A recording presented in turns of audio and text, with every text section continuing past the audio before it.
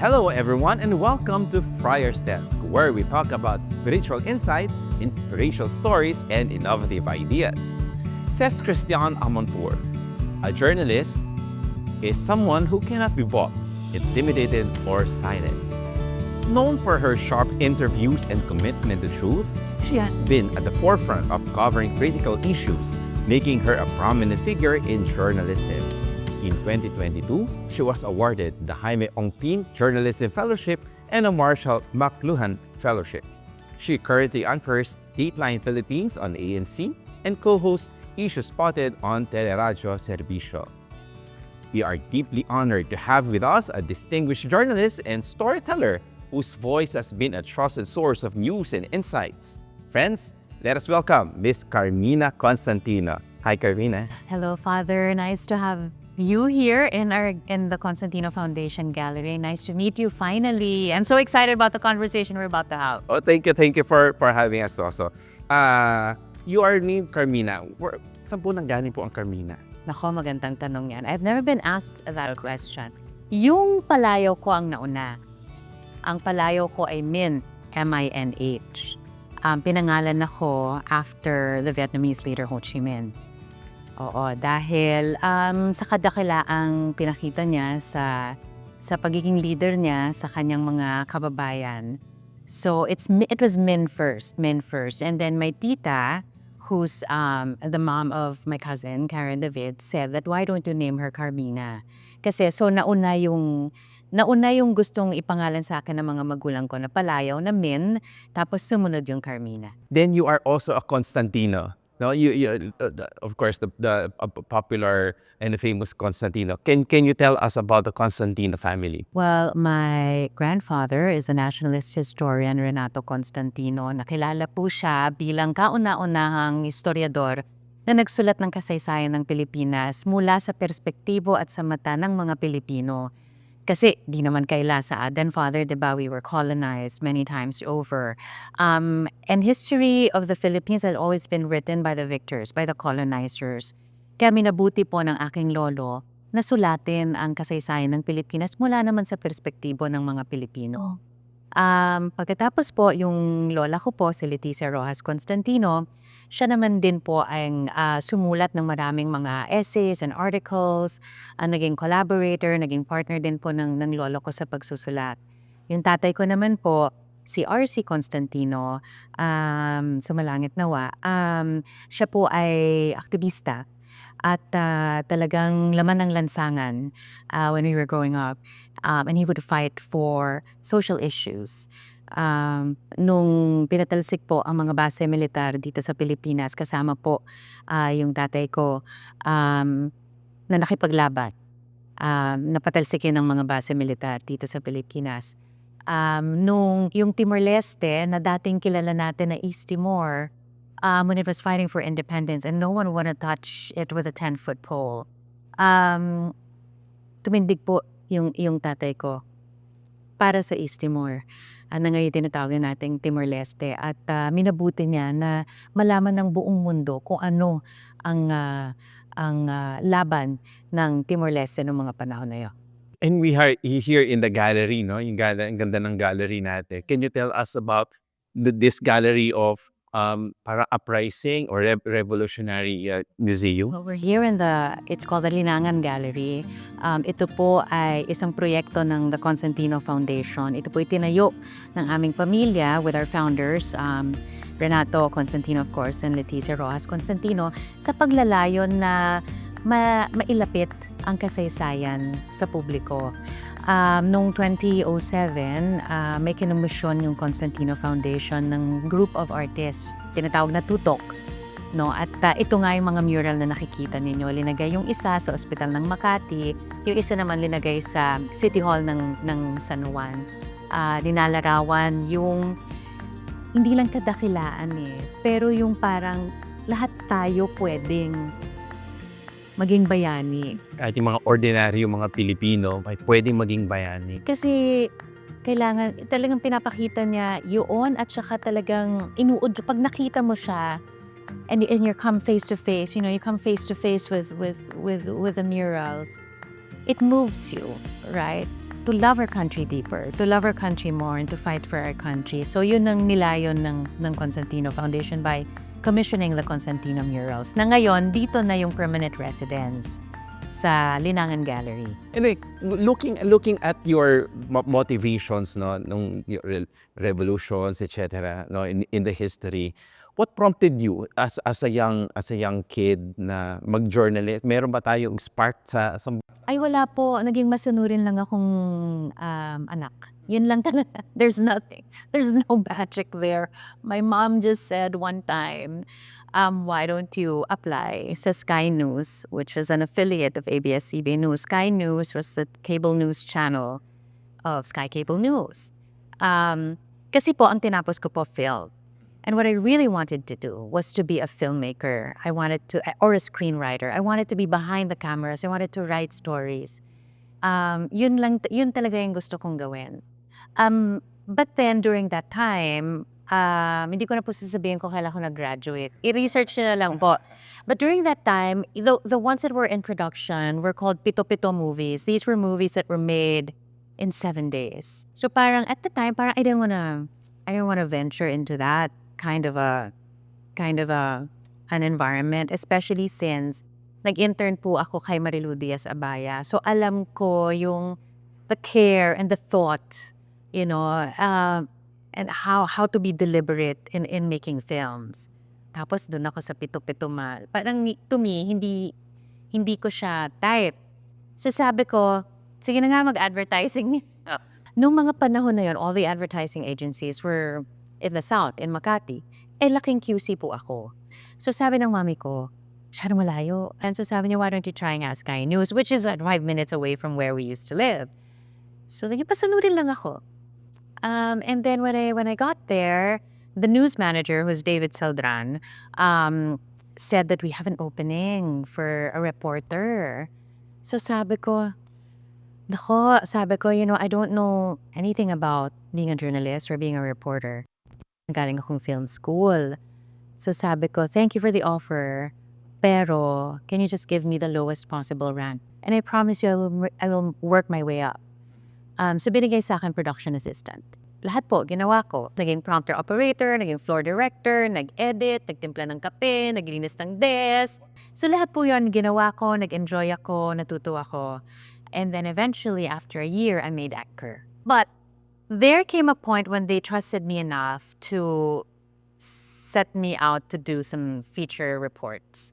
No, so tandang-tanda ko pa yung very first report ko was about the Air Balloon Festival in Subic. Oo, di ba? May ganyan. Yung kauna-unahang air festival na Air Balloon Festival, yun po yung kauna-unahang report ko din. And then I went home, wrote a script, kaya ang ganda-ganda. Feeling ko ang ganda-ganda script ko, sobrang ganda. And then Ed Lingao came along, who's one of my mentors, by the way. Kinatay po na yung script ko. How did you feel about that? Umiyak ako. Kasi syempre, parang you poured your heart. Feeling mo ganda-ganda, but that was like, this is it, kid. I mean, welcome to the real world. So sobrang niya pong kinatay, ang natira lang, yung soundbite. Di syempre walang natira kasi hindi naman ako nagsulat nun, di ba? So gano'n. But then, so I took it all in, di ba? Pinahiran ko yung luha ko. I wrote it and it aired. So that's it. And then, so nag-start na yun, I would do feature reports. And then there was one time na one of the news anchors got sick. So sabi naman ni Luz Rimban, na isa ko ring mentor, she said, okay, ikaw na. O di tinry ko naman. Wow! Tinry ko naman. Okay naman. Saan yung hinuhugot yung ganong courage na? O try mo, okay. Parang walang no second thoughts. Siguro kasi nung lumalaki ako, lahat ng gusto kong gawin, ginagawa ko lang. Kaya nga ang daming beses napapagalitan ako, Father. Oo, ano ko, favorite ng magulang kong pagalitan. Oo, kasi I would just do it. I just do it. Do you bring your work at home? Nah, never. Except now because I have my podcast, right? Okay. And it's filmed in my home. Pero like, do I tell my kids I'm like this? I'm like, no. In fact, I think they only knew when they were in 3rd grade. Do you appear on TV? Sabi ko, why? Because I don't. I don't watch myself. You criticize yourself. Yes. Yes. Let me just clarify yung I don't watch myself. I don't watch myself on the big screen for all to see and ganyan. But I do watch myself in terms of, learning from, okay, I should have done that better. I should have asked that question better. Or maybe that question, yung ganon. Going back again to the podcast naman tayo, no? After journalism, broadcasting, now you are into podcast. What prompted you to go to podcasting? Ang totoo niyan, Father, there was a point. We lost our franchise, right? And we haven't been well since, yung ANC. AB has lost a franchise, yes. ANC is still there. But every day, the cable viewership is dwindling. And then there was a deal that should have gotten us millions, but that fell through. So nanganib talaga yung buhay ng ANC. Diba? But it's not just that. I mean, all over the world, newsrooms are really getting smaller. Diba? Because of the rise also of, new media as opposed to legacy media. So I would tell my husband this, and I would say, okay, I think next month wala na ako trabaho. Or parang, I think they're gonna close this down. Was there a fear, really? Meron That you will talaga. lose your job? Meron talaga. It's either lumipat ako, or mag-resign ako, or tanggalin ako. But the end was palpable, right? And the fear was palpable. It still is. We don't know how long this is gonna last, right? And then my husband said, I can't let that happen. Supportive. And sabi niya, pinagtrabahuhan mo to for almost 30 years. And then you just wake up one morning and it's not gonna be there. I can't let that happen. So sabi niya, why don't you think of, going digital? Why don't you go into podcasting and all that? And then I said, ayoko, I'm so scared. Really? Oo, kasi parang, I don't know, because this is the environment that I've known for almost 30 years. To venture into that is so, there's fear of the unknown. Hindi ko alam kung, are there going to be viewers and all that. And then he said, try lang. And that worked for me. When he said, try lang, I said, okay. So I prayed for it. I said, God, just send me people, thoughts, and ideas that would help me fulfill no one else's will but yours. So I got a team together. Thoughts came, people came, and the podcast was born. Wow. Because nga, you may know me as a hard-hitting journal, right? I ask the questions, the tough questions, right? But there are other conversations that are equally important to have. Diba? Wala namang monopolya yung mga politicians na yan sa time natin. Diba? There are other conversations that are equally important to have that will hopefully teach us a lesson or two. Diba? Kung paano nag-succeed yung isa, kung paano nag-fail yung isa, kung paano nagpupursige yung isa. Kasi hindi lang naman din nakasalalay sa mga politiko, sa mga public servants, ang pag-uusad ng bayan. It's actually in these intimate conversations that would actually give you hope for this country. And there are many people who are moving this country forward by being better mothers, by being better friends, by being a survivor of some illness, by sharing your time with others as well for financial literacy.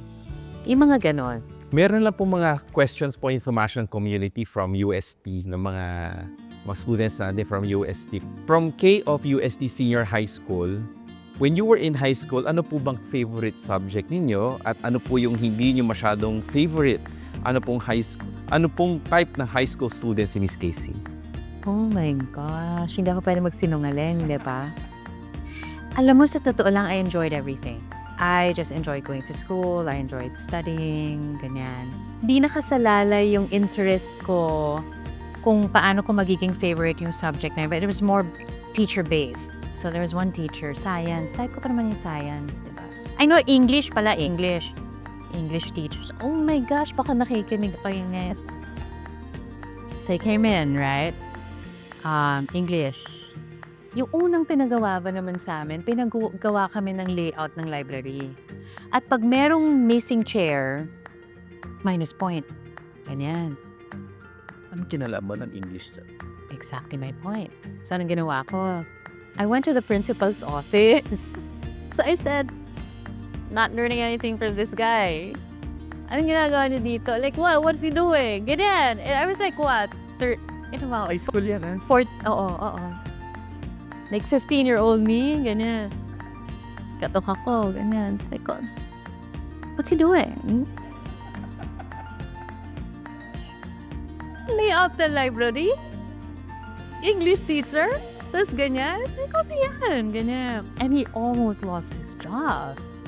Kasi nga, I mean, this is that's why nga I'm a big fan of really advocating for what is right. Like if there's an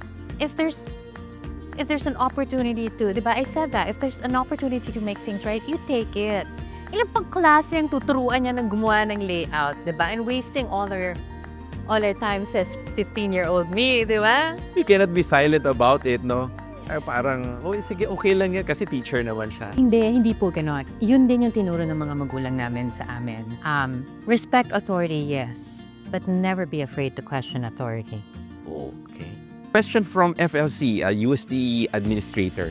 Itong magandang tanong. How do you manage bashers and naysayers?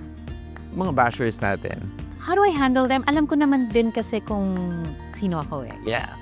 Ano ba yung mga sinasabi nila sa akin? Sinasabi nila, I'm dilawan, I'm anti like this, I'm pro like that, I'm ganyan-ganyan. But go back. Go back to when I started. And you will see that I've been anti-everything because I've been pro-country and pro-Filipino. Pagtingin ko, mali yan para sa bayan, I'll speak up. No holds barred. Hindi, it's not even that. It's like, mali eh. Guys, mali. From a question from QT, a student leader, how did your education upbringing shape your unique style in journalism and storytelling? We were raised to, yes, respect authority, but never be afraid to question it.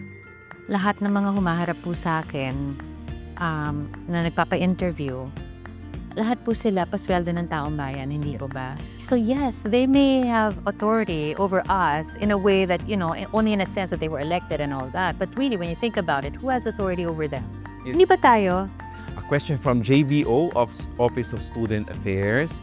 Who are some of your role models or mentors early in your career, and how did they shape your approach to journalism? Oh. Mentors. There's David Sildran and Ed Lingao and Luz Rimban and Don Di Ocampo and Cara Magsanok Alikpala. There's Tina Monzon Palma. There's too many to mention. There's Jing Reyes, right? And there's a common denominator among all of them, and then they're fearless. At saka nakita mo talaga yung unyielding desire nila to tell the story of the nation. I remember when we would be in the newsroom, Don Di Ocampo was my producer then, would say, okay, what story are we gonna tell today? Diba? Hindi formulaic. Ano ba talaga yung storya ngayong araw? You sometimes sanitize the news. Me? No. You just tell whatever. I mean, ganito yon. There's a business of news, and you know that, right? So may kalakal side talaga dyan, diba? May business talaga. And I'd give that. Ganyan talaga eh. Let's not kid ourselves. But when it comes to my questioning, I don't sanitize anything. Okay. So a question from Jared of UST Junior High. The media landscape in the Philippines is constantly evolving, and there are misinformation or fake news. How can journalists champion truth and uphold responsible media? It really disrupted us, And I mean, it's a global phenomenon, right? You don't just see it here in the Philippines. Pero sa konteksto ng Pilipinas, mas napalawak pa siya sa pagsasara ng ABS. How do you challenge it? First, I think there has to be a period of introspection, which I think is happening now. May pagkukulang din kami, diba? As an industry. Hindi nakinig. Naging mataas din. Itong gusto naming ibalita sa inyo. Parang ganun eh. Just more that. Hindi yung ito yung balitang makakapagangat sa inyo. Ito yung kailangan. Ano ba yung gusto nyong marinig? Diba? May ganun din. So yun ang kalaban natin ngayon. So how do we challenge it? First, introspection. Saan nagkamali? Because pag nakita mo yon, alam mo kung saan ka papunta. So now, we know that the fight is on the digital realm, right? So we're doing that. That's also part of the reason why I launched Casey After Hours. Para makita nila yung what you get from my channel is not fluff. Diba? When I get the politicians on board, these public servants, when I talk to them, when I challenge them, that's not fluff, it's not propaganda. A question from Belle, a UST journalist and student. What piece of advice would you give to aspiring journalists, particularly those who want to make a positive impact through their work? You have to know yourself first. Before you aspire to become a journalist, you have to know yourself first kasi kakainin ka ng buhay. Kung di mo alam yung prinsipyo mo, kung di mo alam, di mo kilala, what do you stand for, diba?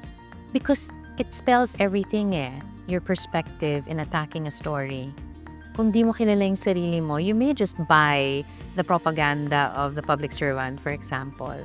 Or parang hindi magiging malalim yung pagtingin mo dun sa storya. Yung mga tanong na itatanong mo, walang angkla, walang angkor. Kasi hindi mo alam kung sino ka eh. So yun muna. Kilalanin mo muna yung sarili mo. Make sure buo ka. Buo ka muna bago ka pumasok. Mamimili lang po kayo tapos then you share your thoughts on the topic. Paano kung bad thoughts? Hindi. That's okay. Okay. Ito po. Kaninang tinanong po natin kanina, it's about prayer life. Prayer life, okay. I'm a firm believer in prayer. Prayers have many times saved either me or a family member's life. I believe that prayer is the best way to communicate with the Lord. It's something that I'm trying to pass on to the kids. Every night we say a prayer. Every night we pray for each other as well. Yung nagiging, ito idea naman to ng husband ko. So pag may prayer time kami, so let's say one of the boys would pray first, right? And sabihin niya yung intentions niya. The next boy will double down on his intentions and then set his intentions as well. And the next child will double down and ganyan. So it becomes a comprehensive prayer for each and every member of the family, ganyan. Natutuwa rin ako pag nagpa-pray kami kasi naririnig mo kung ano yung dasal ng mga anak mo at ng membro ng mga pamilya out loud. Ako, mandasalin ako, Father. Talagang I turn to prayer whether I'm happy, whether I'm sad, whether I'm just, whether I'm thankful. I always turn to prayer. Okay. Other? Can you pick one Pero again? hindi naman ako banal, ha? Tamawe, isipin nyo, banal Apo. naman. Okay. AI, artificial intelligence. Oh, okay. It used to be so controversial, right? Because it was seen to be, it's ugly, it's evil and ganyan. It might just replace us and ganyan. But there is a way to sort of, like here in the newsroom, right? Meron kang pwedeng paggamitan ng AI to make things more efficient. Not necessarily to replace us. Kasi halimbawa, hindi naman pwedeng turuan ng AI ng puso, ng anggulo, ng perspektibo ng isang individual na journo. You can't teach that. But can it help us in editing, in copywriting, in making sure that there are no typographical errors and all that? Pwede naman. So I don't see it as a threat. No. Another segment, ang tinatawag po nating FRIAR'S decision. Ala? Ito na po yun. Mamimili lang kayo. Akala ko Choice. Family or work? Family. Public or private? Private. Health or wealth? Health. Is wealth. Health. Tama naman. English or Filipino? Pareho. Pwede naman pagsabayin. Investigative or breaking news? Hoy, iba yan Iba yung iba yung thrill ng breaking news Iba rin yung investigative. But you're more inclined to Breaking news. international news or local news? Local, syempre. TV, radio, or social media? Kasi may teleradyo na kayo Iba yung radio Iba rin yung TV, iba rin yung social media. What about Netflix na lang tayo? And I want TFC pala dapat yung sinabi ko. Okay. Okay. Morning deadline or midnight broadcast? Morning deadline or midnight broadcast? I'd probably go midnight broadcast para tapos ko na lahat ng dapat kong tapusin throughout the day. Kasi ang dami kong ginagawa eh. Truth or neutrality? Ano ba?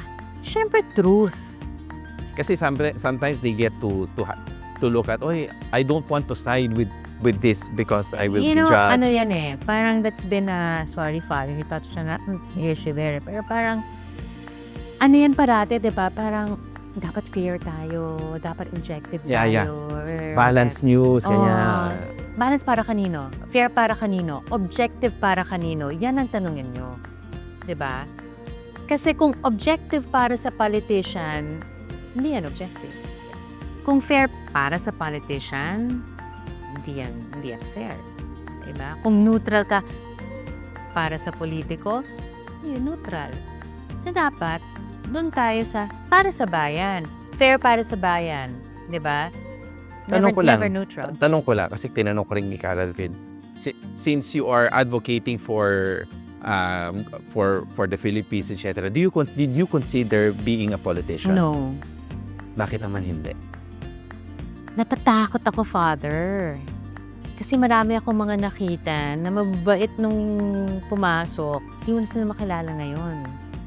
And I think it's also because the environment is such that it will force you to compromise. And Your values, no? Your values, whatever, right? Your principles. I'm not one to compromise eh. So no. Okay. Open-ended lang po to. Define journalism in one word. Pwedeng tatlo. Okay. Journalism is your past, present, and your future. Wow. If you weren't a journalist, what would you be? Somewhere in the design field. Pero hindi ako mag-drawing eh. So yun ang biggest ko. This has been my joke, but it's really totoo. Lahat ng mga kapatid ko, artists. Ako lang po yung maarte. What do you think is the future of journalism in 10 years or 20 years or in the future? Journalism in the future is going to be alive. I always say this, Father, the pendulum always swings back. It may not be here at this point, but when it does swing back, we have to be there. Kaya kahit mahirap, kailangan nagpupursige pa rin tayo. Dapat tinutuloy pa rin yung laban. And your advice, your last message to our listeners, especially the Comasian community? Mahalin po natin ang bayan. May mga punto po sa ating kasaysayan na masakit na, hindi ba? Parang nahihirapan tayong mahalin ang ating bayan, pero isa lang po ang ating bansa. And we have to do everything in our power to prop up our country, di ba? Hindi naman pwedeng kawawa na lang tayo parate. Hindi naman pwedeng complain na lang tayo ng complain. Bakit ganito? Bakit ganyan? Itaya na rin po natin ang ating mga sarili sa pagmamahal ng ating bayan. Alright. Says Amira Haas, the role of journalism is to monitor power and the powerful and to give a voice to the voiceless. Thank you, Karmina, for sharing your life with us. Indeed, your dedication to truth and commitment to meaningful storytelling reminds us of this power of journalism to spark change in our society. And thank you, everyone, for tuning in. Don't forget to subscribe to the FRIAR'S Desk on Facebook and YouTube for more inspiring stories and thought-provoking discussions. Laudare, benedicere, predicare. Let us all praise and bless and preach the Word of God. Have a good day, everyone, and God bless us all. This is FRIAR'S Desk.